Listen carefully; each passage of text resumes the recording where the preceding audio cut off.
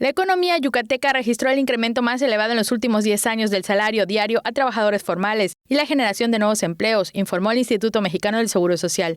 Según el reporte del salario diario asociado a trabajadores asegurados en abril pasado, la entidad registró el crecimiento de más del 9% del salario diario de trabajadores asegurados en comparación con el mismo periodo de 2021, lo que demuestra la dinámica positiva que se registra en el Estado como resultado de la estrategia que impulsa el gobernador Mauricio Vila Dosal por medio de la promoción de la entidad en el extranjero para atraer más inversiones que generen empleo y mejoren la calidad de vida de la población.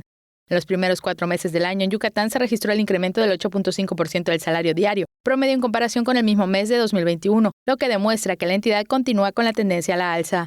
La entidad registró un nuevo máximo histórico en generación de empleos, porque en abril el IMSS reportó 401.534 trabajadores asegurados, que significó el crecimiento anual de 7.9% en comparación con 2021, que es superior al nacional de 4.7%, y posicionó a la entidad entre las que mayor crecimiento registran en el país. Teleyucatán te informa.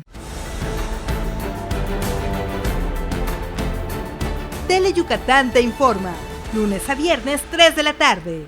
Síguenos.